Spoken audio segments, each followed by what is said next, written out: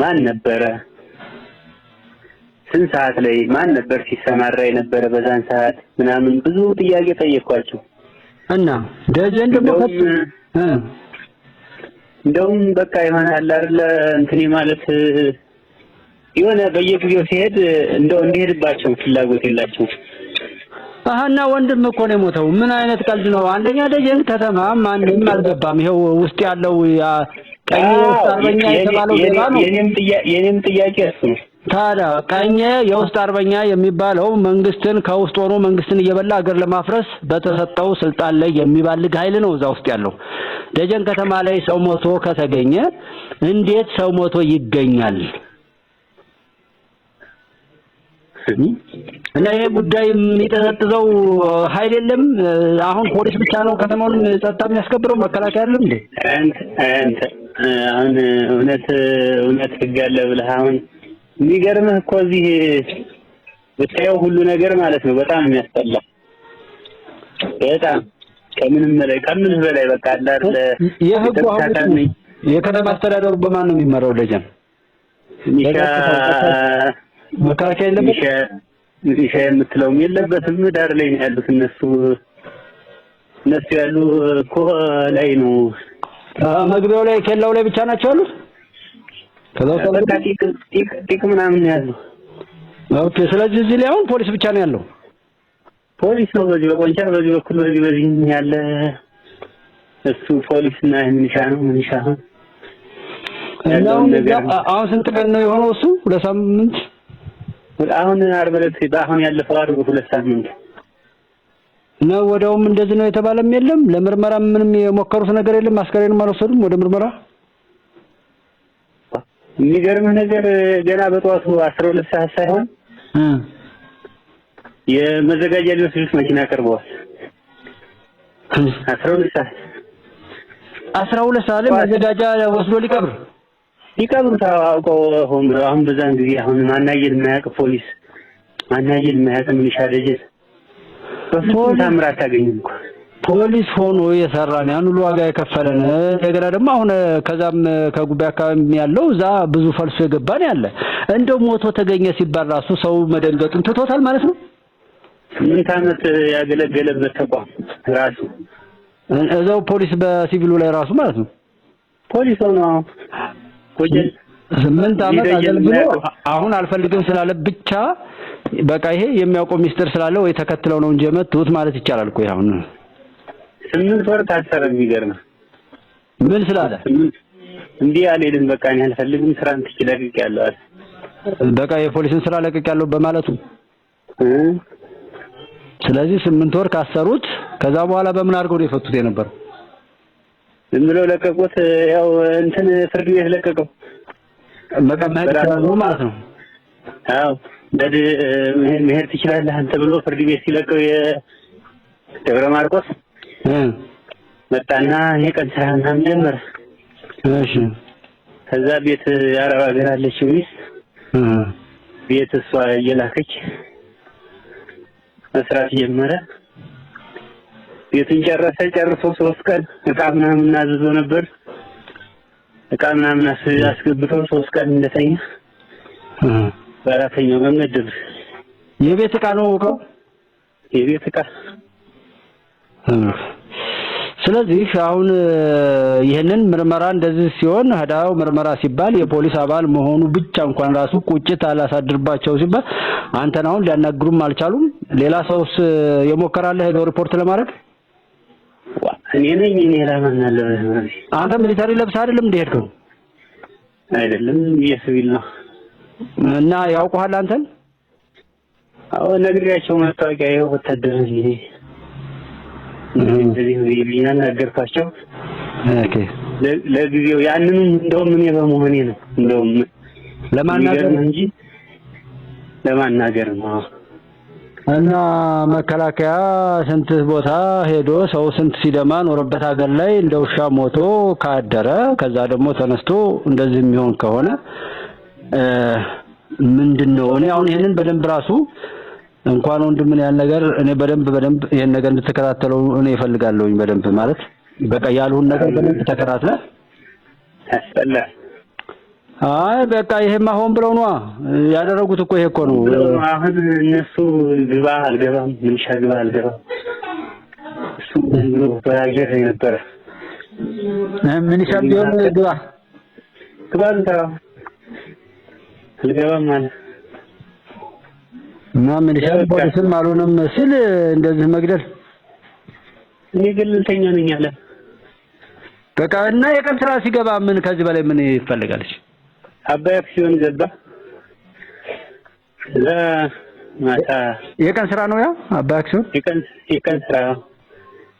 እሺ ከዛም በኋላ በቃ ምሽቶ ወደ ቤት ሲሄድ ገደሉት። ይገርም ነው። እና አሁን ምንም የምርመራ መዝገብም አልተከፈተም ስትሄድም አታናግረን ነው የሚሉህ? ስሄድ በቃ ምንድነው ያገኛችሁት ኢንፎርሜሽን አለ ወይ ስላቸው ምንም የለም። እና የምርመራ መዝገብ ምንም ነገር የከፈቱ የለም። በቃ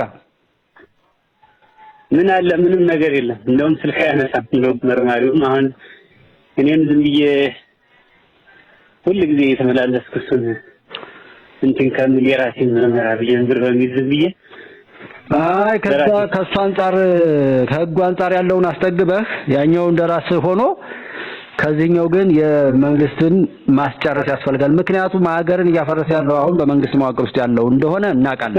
በዚህ ሁሉ ችግር ህዝብን ለዚህ ሁሉ መከራ የዳረገ ይሄን ሁሉ ብጥብጥ ያወጣ የመንግስት ኃይል እንደሆነ በደንብ እናውቀዋለን። አሁን እነዛ ያልገርም ከቴክኒክና ሙያው በላይ እዚህ ባህር ዛፍ አለ። ሁሉ ጊዜ ከ12 ሰዓት ካለፈች ማንም ሰው ያልፍም ይዛ መሳሪያ ይዘው የሚዘርፉ አካላት ናቸው ሲባል ራሳቸው ምንሾች እዛው ከተማ ውስጥ ምን ሸው ይዘርፋል እዛው ዳር ላይ እንግዲህ እነሱ ምንም አልሆኑማ። እኔም እኮ የሚያናድደኝ አንዱ ከዚህ በፊትም በተደጋጋሚ እንደማወራው እነዛ ለጥፋት የተዳረጉ የትኛውም ቦታ ላይ ምንም አልሆኑም። የሚገርም እንደውም አንድ ሰው በቃ መሳሪያ አስገዛናቸው ምናምን ብሎ እሱ አሁን ደጀን ወረዳ ላይ የህዝብን መሬት የህዝብን በሙስና ብዙ ነገር ሲያበላሹ የነበሩ ምንናቃቸው አብረው ለተማሩም ከዛ በፊትም የነበሩ ሰዎች ምንም አልተነኩም። አንድ ሰው አንድ ነገር ሆነ ሲባል አልሰማውም። ህዝቡ በጣም ያስጠላል።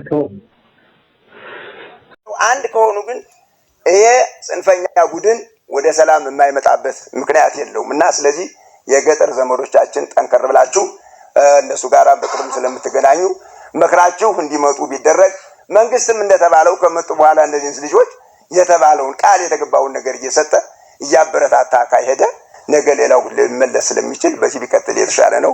ሁላችሁም እንደምታውቁት በዚህ መርህ አልባ በሆነ ጦርነት ብዙዎቻችን የግፉ ቀማሽ ሆነናል። ለምንድነው መርህ አልባ ያልኩት?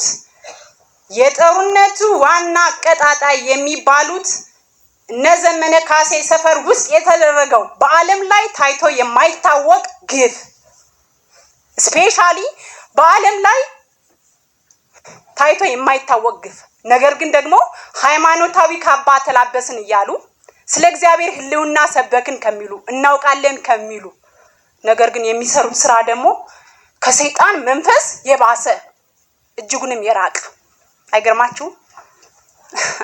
ዛሬ መቀበል ያክተኛል። እኔ በለቱ መጋቢት 11 ከሞቱት መምህራን ውስጥ የመምህር ደረጀ ባለቤት ነኝ። አይገርማችሁም? ያስተማርኩት ተማሪ አይኔ ያየ ባሌን አንበርክኮ ሲረሽ ነው ከአራት ልጆቼ መሃል። አይገርምም? እያያምም እኔ ነኝ መናገር ያለብኝ። የመራይ ህዝብ እኮ ነው መናገር ያለበት። እውን ደረጀ የሃይማኖት አባቶች አታውቁትም? በቤተ ክርስቲያን እውን የመራይ ህዝብ 20 ዓመት ምናልባት እኔ የሥራ ቦታዬ ነው ለሱ የትውልድ አካባቢው ነው። የመራይ ህዝብ 20 ዓመት ባስተማርንበት ከተማ ውስጥ በራሳችን ልጆች ደረጀ ለራሱ ልጅ ሳይሆን የሰው ልጅ ኮትኩቶ ያስተማረ መምህር ነበር። ማንም ይመሰክራል። አትመሰክሩም? ስለ ደረጀ የመራይ ህዝቦች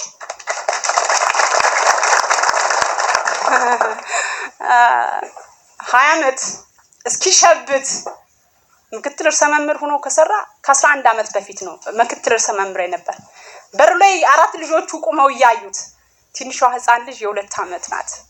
ትልቁ የ10 ዓመት ልጅ ነው። 4ቱም ልጆች ያዩት እንደ ንጉስ የሚያየው አባታቸው ተንበርክኮ በፋኖ በሰደፍ ሲመታዩት አይገርምም?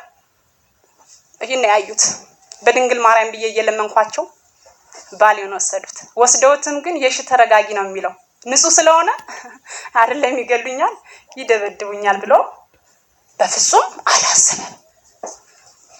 ይሄ ነው የተደረገው።